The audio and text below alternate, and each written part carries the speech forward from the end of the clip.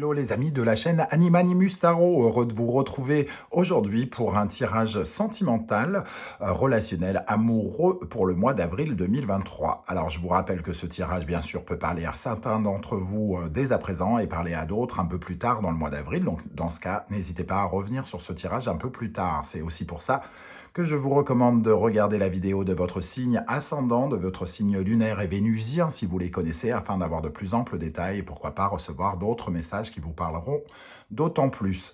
Je vous rappelle bien entendu que c'est un tirage général qui ne va pas parler à tous de la même façon. Vous ne vivez pas tous la même chose, donc prenez bien ces messages avec beaucoup de discernement, uniquement ceux qui vibrent avec ce que vous vivez, bien entendu.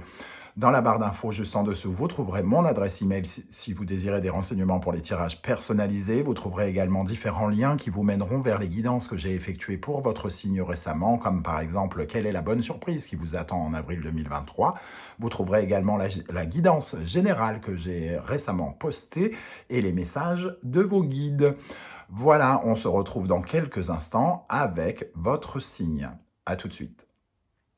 Hello, hello les amis bélier, ascendant bélier, signe vénusien en bélier et signe lunaire en bélier. Bienvenue pour cette guidance. Aujourd'hui, nous regardons le domaine sentimental, relationnel, amoureux pour avril 2023, période de votre anniversaire. Je vous souhaite à tous les béliers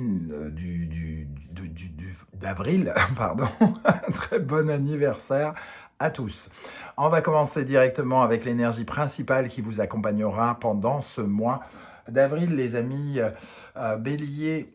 N'oubliez pas de liker, de partager, de vous abonner à la chaîne. Alors, merci d'avance. Alors ici, nous avons l'amoureux qui apparaît inversé. Alors, l'amoureux inversé, c'est un peu une réorientation, hein, quelque part. On change quelque chose, on se retrouve peut-être face à certains doutes ou face à certains choix, qui nous sont imposés. On a l'impression que quelque chose nous est imposé par les circonstances, par les événements, ou alors ça peut nous parler aussi d'un mauvais choix. Donc on se retrouve en tout cas peut-être à devoir prendre une décision face à quelque chose, à un tournant qui s'opère ici dans le relationnel avec quelqu'un. L'amoureux inversé peut nous parler de discorde, de dispute avec quelqu'un aussi.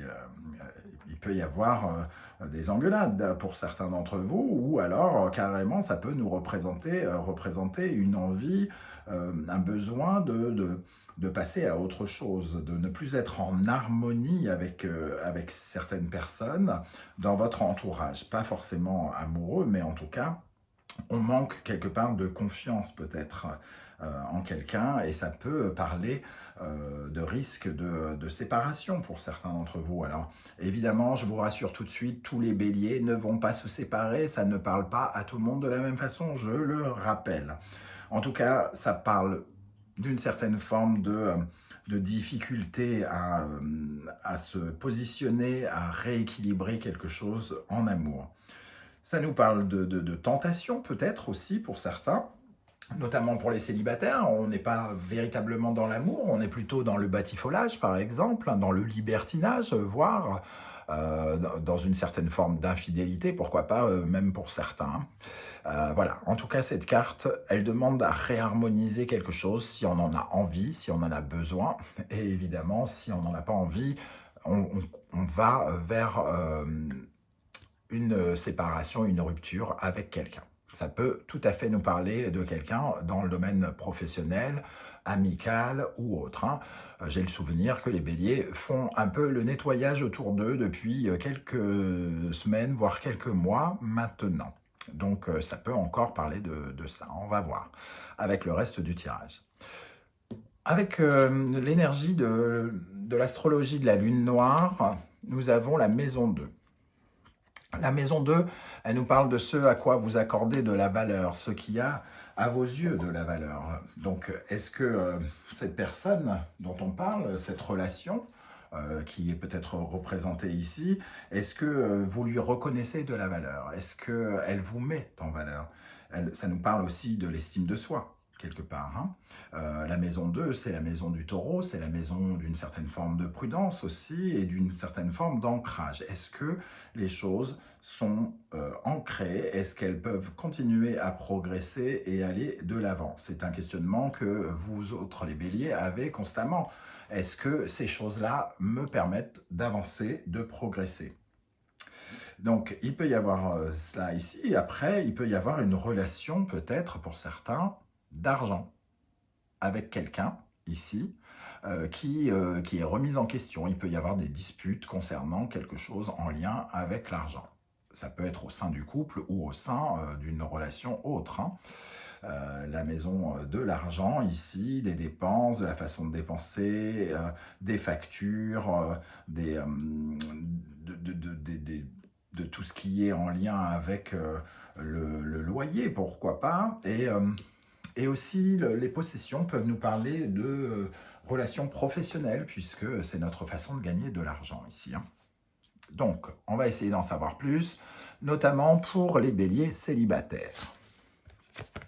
Nous avons l'énergie de Chiron, la guérison. Chiron est actuellement en bélier depuis, j'allais dire un siècle, non, je ne sais plus exactement combien d'années, mais ça fait très longtemps. Et ici, ça nous parle d'une guérison profonde en nous, hein, et il y a la possibilité ici de guérir votre cœur, de guérir votre façon d'être amoureux, aussi de guérir votre relationnel, c'est-à-dire guérir votre relationnel, c'est mettre fin à tout ce qui vous semble sans valeur et qui n'a plus raison d'être, ou au contraire, donner de la valeur peut-être à ceux qui le méritent. Ici, Chiron nous aide véritablement à grandir aussi au sein de notre maison bélier, hein, dans la maison 2. Alors, cette guérison, c'est aussi un processus qui nous emmène à nous rendre compte de tout ce qui est malade en nous ou malade dans nos relations et avec le besoin de guérir. Donc, ça peut parler évidemment pour certains de s'éloigner de relations, mais comme vous êtes célibataire, ça parlera peut-être de relations qui n'ont rien à voir avec le cœur. Ou alors d'anciennes relations avec lesquelles vous avez encore une sorte d'harmonisation à faire, un ex peut-être, avec qui vous vous engueulez encore, par exemple. Pour les béliers qui sont en couple, nous avons l'énergie de l'éclipse lunaire qui nous parle du changement. Un changement de point de vue ici qui intervient. Donc effectivement, il y a quelque chose qui est en désaccord ici, peut-être avec... on n'est plus en harmonie avec quelqu'un, peut-être parce que on est en train de changer de point de vue, on n'est pas d'accord peut-être sur quelque chose. On a besoin justement d'améliorer notre vision, de voir les choses peut-être sous un autre angle. La Lune, puisqu'on parle d'éclipse lunaire, symbolise nos émotions peut-être. Et il y a peut-être quelque chose qui change aussi dans notre façon de ressentir les émotions par rapport à quelqu'un. Ici, hein, il y a une transformation, en tout cas, qui peut être inattendue. On peut avoir des éléments ici qui arrivent vers nous et qui nous ouvrent les yeux dans la vie sentimentale, relationnelle, amoureuse pour les personnes qui sont en couple. Qui nous ouvrent les yeux sur le fait qu'on n'est plus en accord ici avec quelqu'un ou qu'il y a une tentation dangereuse vis-à-vis de cette personne et qu'il n'est peut-être pas bon de se diriger vers cette personne. Alors, quel sera votre état d'esprit, les amis béliers, pour aborder la vie sentimentale, relationnelle, amoureuse? Nous avons l'ermite, une certaine forme de réflexion, peut-être même un isolement. On se met peut-être un peu à l'écart pour réfléchir à quelque chose et pour faire la lumière de quelque chose que l'on cherche, hein. Ici, l'ermite, il utilise sa sagesse, il utilise son parcours. Ici, ces escaliers qui montent vers le passé, c'est un petit peu la remise en question de l'ermite, c'est-à-dire de regarder ce qu'il a réussi et ce sur quoi il a échoué, pour lui permettre justement d'aller vers l'avenir. Donc ici, il y a peut-être une certaine forme de... On ressasse, on retourne une situation dans son esprit. Il y a avec l'ermite peut-être aussi une dimension de quelque chose qui a vieilli, qui a fait son temps. une relation qui a fait son temps, ou quelque chose qui se délite petit à petit. L'ermite ici, il réfléchit à une décision, hein. Le roi d'épée, il doit prendre une décision. Il y a quelque chose. Ici, vous vous posez des questions sur le fait de peut-être de couper court ou de couper un lien, de couper une tentation et de devoir prendre une décision. On parlait ici des doutes et d'incertitudes concernant quelque chose. C'est pas forcément quelqu'un, ça peut être une situation, hein, pour les couples notamment. Il y a une décision à prendre qui semble demander réflexion, qui n'est pas simple et qui n'est peut-être pas, comme je le disais avec l'amoureux, c'est peut-être pas de votre fait, on vous impose cette décision à prendre, ou les circonstances vous l'imposent. À quelle énergie vous tournez le dos? Le valet de denier. Le valet de denier, pour certains, ça va parler du fait de ne pas être capable de s'engager, notamment sans doute pour les célibataires. On essaye de soigner quelque chose sur le fait de ne pas être capable de s'engager dans une relation, de ne pas pouvoir remettre, entre guillemets, se remettre sur le marché des célibataires, peut-être parce qu'il y a quelque chose qui n'est pas encore réharmonisé ici dans le cœur, on ne se sent peut-être pas tout à fait prêt, il y a peut-être des sources de désaccord à l'intérieur de nous qu'il faut remettre en place, rééquilibrer avec ce roi d'épée. Le valet de denier, il nous parle d'apprendre de ses erreurs. Alors peut-être que cet ermite avec ce valet de denier ici, justement on réfléchit par rapport à quelque chose pour ne pas reproduire une erreur ici qu'on a tendance à reproduire. Parce que ce valet d'épée, il nourrit finalement des plans tellement utopiques. Et on avait peut-être tendance à tomber dans ces plans utopiques et à se laisser un peu emporter par certains rêves. Et on a envie peut-être désormais d'être un peu plus terre à terre. Et d'être plus, engagé dans notre vie sentimentale, d'être plus présent. Ici, nous avons les énergies qui viennent vers vous, alors qui peuvent soit vous servir d'obstacle ou soit vous aider, et qui peuvent parfois correspondre à votre compagnon ou compagne si vous avez quelqu'un. La mort. On voit ici effectivement, il est question ici de couper avec quelque chose. Il y a une décision, un choix à faire pour couper avec quelque chose en face de vous. Ou une décision en face de vous de stopper quelque chose. De stopper une façon de faire, de stopper un mécanisme, puisqu'on a quand même des énergies de guérison et de changement ici. Le besoin d'arrêter quelque chose et d'aller de l'avant, d'une autre façon. Nous avons le roi de bâton. Le roi de bâton, avec cette énergie de mort, pour ceux qui se sentent concernés par une relation plutôt professionnelle et financière, effectivement, il est peut-être question de couper avec quelqu'un avec qui on avait certaines ambitions, avec qui on était en bise-bise, puisque le roi de bâton a quand même fait exactement ce qu'il veut, il conquiert les contrées qu'il veut, et ici, quelque part, c'est un peu renoncer à quelque chose, à une liaison professionnelle pour certains.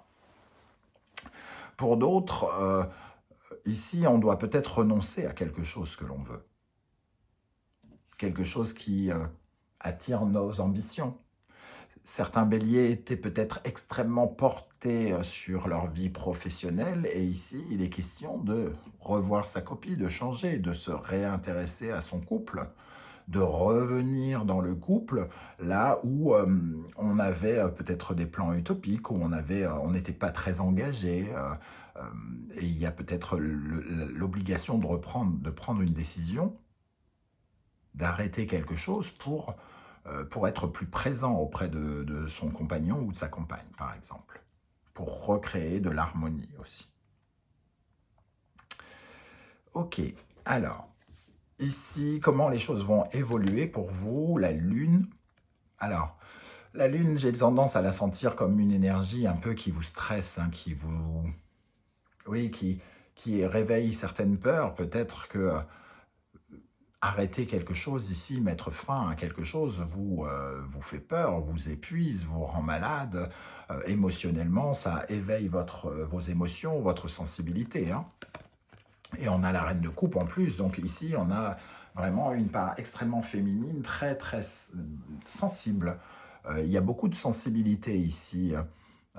Peut-être alors soit on essaye d'apporter beaucoup plus de douceur et de féminité, de communication, de bienveillance, d'amour, de respect dans un couple qui était peut-être en déséquilibre, soit certaines décisions ici à prendre un peu difficiles euh, créent beaucoup d'émotivité, beaucoup de sensibilité accrue et peut-être réveille certaines peurs.